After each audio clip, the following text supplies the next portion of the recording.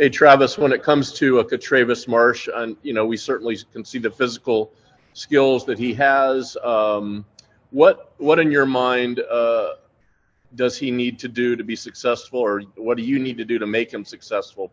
What are the elements, as he moves forward in this role to thrive? He's got to be very decisive in his decision making, and you can only do that when the game slows down for you. One, and two is like you understand what's trying to be accomplished versus what. So clearly defining everything for him, which we've done over the last couple of weeks. We do every week, but it's really now that he's got to take the load, really defining like, look, hey, this is what you're reading. This is the guy. What's he doing? So where's the ball got to go? And so when you have full ownership of what you're doing, then you can just go play and be your best self. But if you don't have full ownership, that's when you hesitate, you're not sure, and you kind of hear it, and you're indecisive, and indecisive is not good at any position on the field. So, and that's a fine line too, because when you're playing a really good defense, you got to do some things to make sure that you get our guys in position to be successful. Like you can't just run, base plays because they'll cover it. You got to maybe dress up the base plays a certain way or whatever it may be. So it's a big challenge for him. He's got to be able to operate the offense, moving pieces, move them around just what everyone else does at the position quarterback. So for him, he's got to be really good at just operating the offense, seeing a little to see a lot. You know what I'm looking at. You see just a little, but you're really seeing everything you need to see for that play. And so then you can go out there and you can make the throw and be a confident, decisive thrower. And so, last week or 2 weeks ago versus Tulane, when he got in there, he didn't play up to the standard that he or myself expect him to. He had a couple touchdowns, but I mean, the expectation for him to pick up right where GB left off and go. So that's the challenge, and so that's a challenge for any guy that steps in. And he's up for it. He's worked for it. So it's coming out there now. It's got to, clean everything up between now and Saturday and then go out there and play. And one more thing, just the last couple of weeks, what's it been like for you in terms of, Gary was really getting comfortable, getting his feet under him, and all of a sudden he gets blown up. Now you're getting Travis ready to play. Just from a coaching standpoint, just all the moving parts here and just being able to move forward. And I know, you have to have at least a few minutes to kind of mourn over what happened to Gary, but you got to move on. Yeah. Well, as a coordinator, you're used to it. It's like if something happens in a game, the immediate reaction is you're going to get emotional and like, why? It doesn't matter. No one cares. The next play is here. You got to move on. And the same thing with this. Like, we bunch of injuries, 5 starters out for the year. No one cares. You just got to fight on offense. I mean, no one cares. You got to produce and go win. And so that's how I'm used to it. That does not bother me. It's, when it happened, it's like I always just go to the next thing. And then afterwards, it stinks because it really started clicking for him the last few games. And I thought Tulane was going to be that game for him. Like he was taking it over. He was starting to come out and just bam, bam, bam. It was clicking. He knows the offense. He knows what, you only got here in June. You only have so much time during the month of June, July to meet with your guys at all, NCAA-wise. Then you get fall camp, and then you're splitting reps with another guy right in the competition. So it's just started clicking, and that's the unfortunate part about it. Fortunate part is when he comes back next year, he'll pick up right where he left off, and he'll be there better. He'll be better sooner, right? But yeah, it's part of it. So Trey's got to come in and he's expected to produce just right after. I mean, because again, that's what it requires. The offense needs you to do this, so you got to do this. Now we got to elevate our play around him and make sure we're doing what Trey can do. But yes, it was a shame, but that's life and that's football. And especially when you play a team like Houston, when the quarterback run game has been very big for other teams in previous games. Like you look at Kansas, their quarterback was elite during that game, making some plays on the ground and through the air. So we're going to have to make sure Trey's ready to roll and everybody else and pick up right where GB lets off. Thanks. Bill Turner. Coach, for Travis, you look at his handful of appearances. Cincinnati start that he had 2 years ago, kind of got thrown into it not sure how much time he had to prepare. East Carolina gets thrown in on a short week. Temple, he got, thrown into in the second half. Same thing last week at Tulane. This is going to be the most amount of time that he's been able to prepare, getting that open week and getting that extra week. Just how important are those extra handful of practices, not just for him, but for any player, after an open week? Yeah, you know what? I'm not going to say the poor terms pushback, but he gets the same amount of reps as GB in practice. I mean, it's, we go 4, 4, 4, 4, 4, 4. So what I would say is that the preparation's been there. Now, when you mentally, as the court or any position in football, you only have 11 starters and you have 40, 50 scholarship players on 40, 30, however many on offense, 40 scholarship players on offense. Every single one of those guys that aren't one of those 11 starters needs to prepare like they're the starter. I mean, and that's the human element. That's easier said than done, no doubt. But I don't, that's an excuse that I don't buy into at all. Just like in anything in any profession, like you got prepared for it. And when it comes, you have prepared or you haven't. And so, for him, it's been good. So now he's out there with that first group, and maybe that's the one part of it. But, we rotate our linemen, and we rotate because we don't have so many linemen now. So we got a lot of our ones repping with the twos during practice week 2. But I'd say for him, it's good to be able to have it, maybe the game plan totally focused around him now. When I say what he can and can't do, but also you got to go into what does Houston allow you to do, and then you got to step up, and whether you're great at it or not, you got to find a way to get those things done.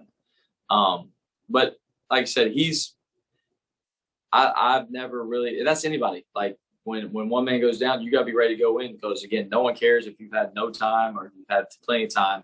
The expectation is for you to come in there and produce. And so if you've got the game plan, you've been in the same meetings, you've been in the same preparation, then you need to step up and produce close to the same level. Best and being your best self, though. That's not one thing I just care. Like, he doesn't have to be GB. He's got to be best Trey. And that's the number one thing we're looking for, is whoever the back there's a quarterback to be the best selves. That's it.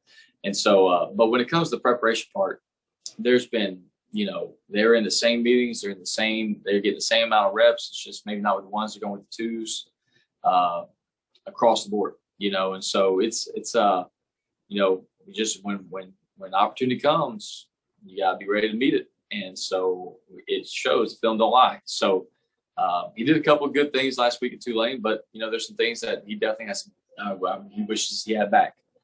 We all wish he had back, and we gotta make sure that those opportunities, like when they're there, we got to take advantage of them. And then we can't have the negatives that showed up either. We got to make sure we protect the ball and do the things to move the offense down the field. So he's up for the challenge, though. I know that. He's up for the challenge, and he's ready to go. And my other one, we haven't really seen a whole lot of targets to the tight end over the last couple of weeks, between Greenwald, Carter, and those guys. Just what do they have to do to kind of earn, maybe some more trust, or what it may not be, whatever it is, to, see some passes head the direction? There's been a couple things called for, I say, where they're in every progression other than the Max Pro plays. So they're in every play. Gunner had an opportunity on the previous game, but he lined up wrong, so he had a misassignment on one of them. But it's the deal where, it depends on where you get on the field zone. I think red zone's a big opportunity for tight ends. There's a big opportunity for them down there. There's a lot of times where they're in the progression, but maybe the ball doesn't find them. But if you're throwing the ball, like Cincinnati, we didn't throw the ball much because we couldn't let them really tee off our offensive line. So that's kind of one of those ones where you can't. But when you do throw the ball's probably going to go to your guys that make something happen. There'll be opportunities, I think, going forward for the year for sure for tight end. I've coached tight ends for 3 years. I always try to find creative ways to get them the ball. Sometimes the ball finds them, sometimes it doesn't, but that's every position.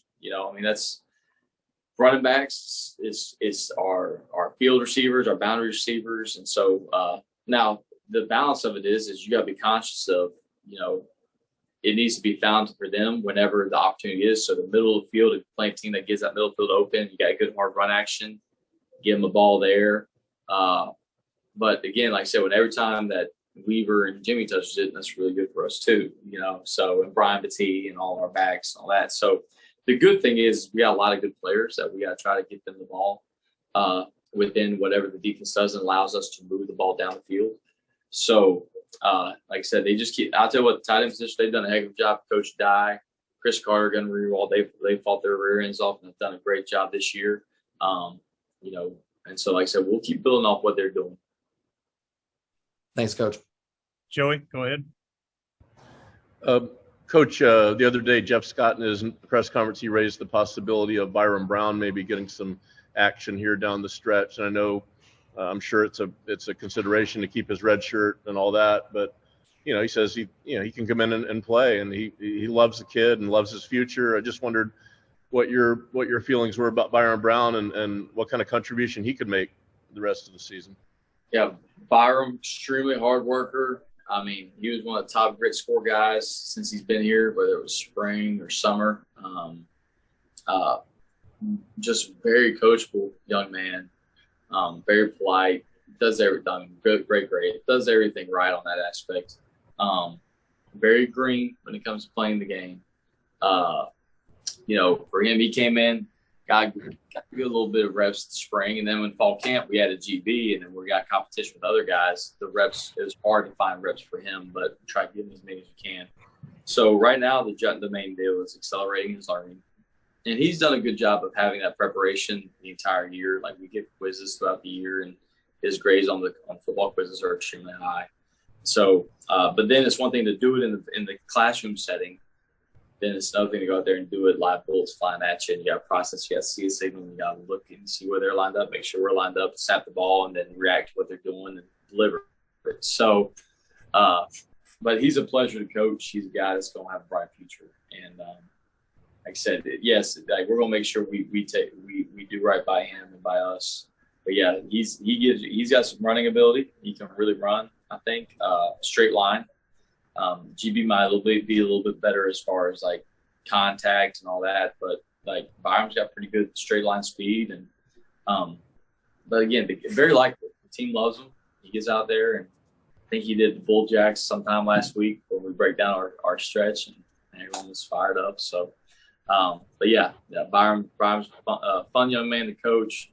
I told Byron the other day, if I've got 3 little ones, and if all 3 little ones turn out to be like him, as far as a man and as a person, when they're older in his age, then I've done a great job, because he's that kind of young man. Thanks. Thank you very much, Coach. Appreciate it. All right. Thank y'all.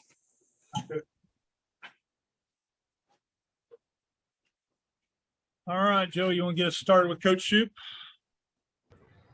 Hey, Coach, wanted to ask you about Jason Vaughn, who had 3 sacks in his last game, as you know, and he is a guy that looks like he's really improved, and obviously he's making a big contribution on the sacks and the TFLs. What have you seen from him since you inherited him, and how has he been able to kind of progress and mature to the level where he's putting up these numbers now? Jason is a very talented player. I thought he had a good spring and a good camp. Early in the season, I thought he was his own worst enemy. A lot of missed assignments, things along those lines that prevented him from establishing trust with the coaching staff and his teammates. Before the East Carolina game down in Fort Lauderdale, he came to me and said he wanted to play more. And I said, you need to practice better and do well on the, all right, let's see what you got, man. You need to earn the trust of the coaching staff, earn the trust of your teammates. And he went out against East Carolina, was our MVP of the game, played well against Cincinnati and played well against Tulane. And the last few weeks he's had several sacks and several tackles for loss. There's never really an issue with his talent.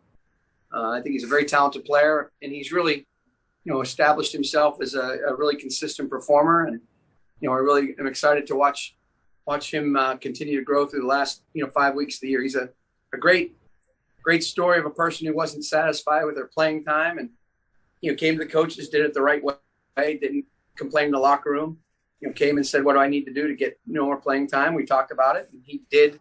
He took the action steps to do those things, and has really, been one of my more consistent performers through the last handful of weeks.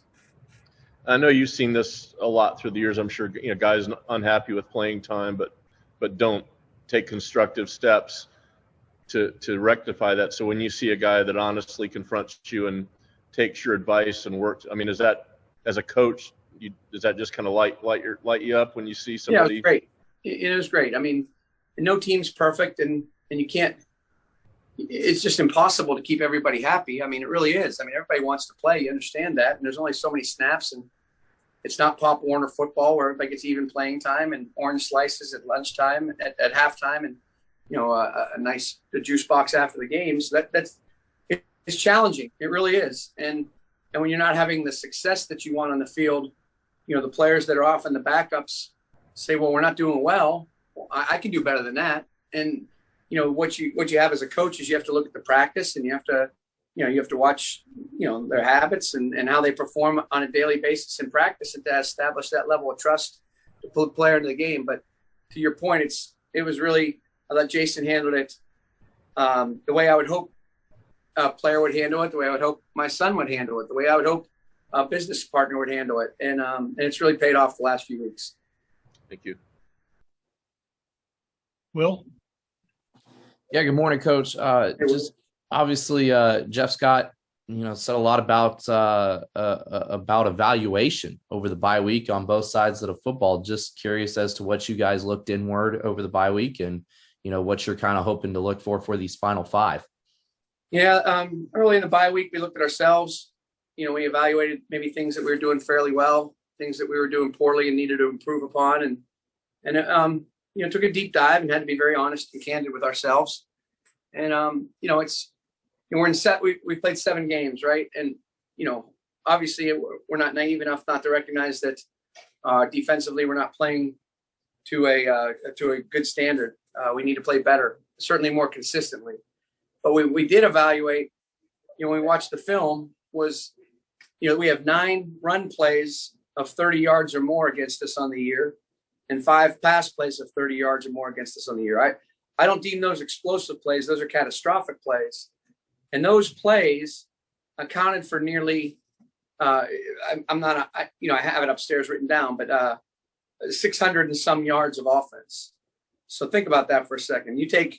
In 7 games, you take 600 yards of offense out. That's nearly 90 yards per game of total offense. So, I mean, if you take 90 yards per game of total offense out of our season, I think we're talking about a little different situation here. So, I mean, each game, there's just a catastrophic play. Against Tulane, it was a 75-yard run. Against Cincinnati, it was a 35-yard run late in the game. Against East Carolina, there was a couple long passes. You can go right down the line. BYU was a couple long runs. It's if you're looking for efficiency, I mean, that's the thing that's so screwy about grades in football. Player says, "Oh man, my coaches, I graded at a 90." 9 of the 10 plays, you might have done a good job, but the other play might have been a real catastrophe. And that's sort of where we are right now. And so my challenge this week was, what's 14 plays over 7, it's approximately 2% of the plays are accounting for a big chunk of the offense. So we've challenged our guys to, give 2% more. Everybody, me, the staff, the players, it's been about, let's give 2% more. And, sacks are up, tackles for loss are up, turnovers are okay. We're in the middle of the pack on that.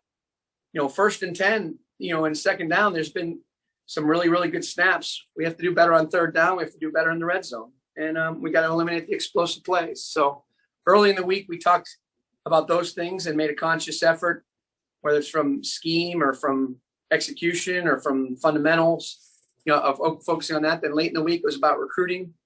And then as Sunday rolled around, then it got on to Houston pretty much. And speaking of Houston, a team that has a pretty solid passing attack with Clayton Tune. Nate Dell has been electric for them. Just what do you see out of the Cougars offensively that you guys are going to have to do a good job of on Saturday? I mean, this league is a defensive coordinator's nightmare. I mean, it really is. I mean, week in, week out, you're facing really talented offensive teams.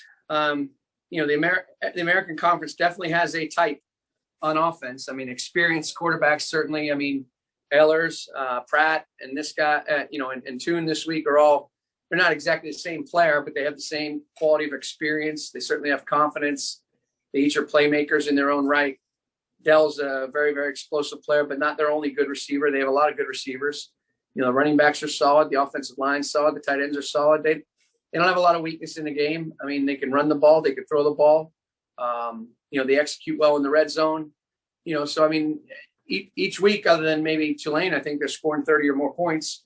So it's going to be it's a great challenge for our guys. And it comes back to what we just talked about, really. If we can eliminate the catastrophic and explosive plays and make them go the long, hard way, then that'll be better for us. And if we can do a great job creating takeaways, we can win third down, we can win in the red zone.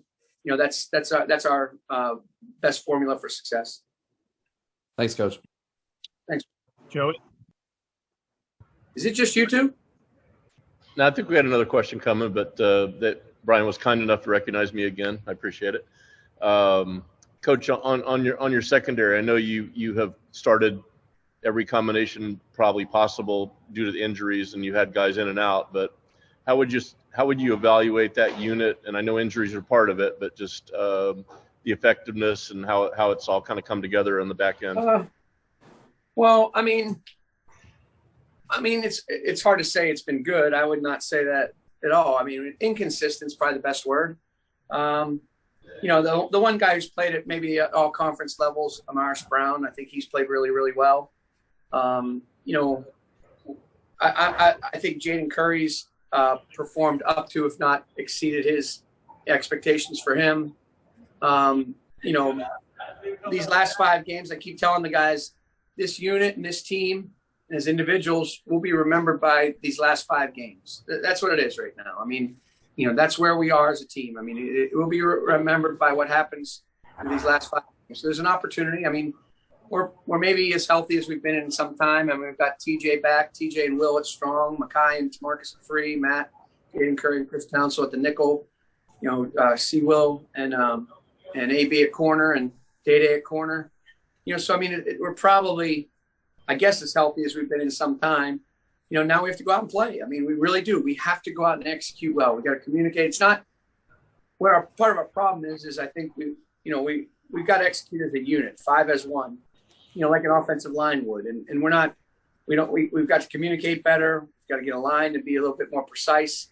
And candidly, we have to make a few more plays in the pass game. And, if we can do that and we can, again, eliminate explosive passes, which is, a great challenge, we'll get better these last 5 weeks.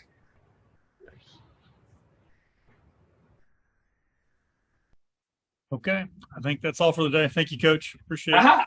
Thank you.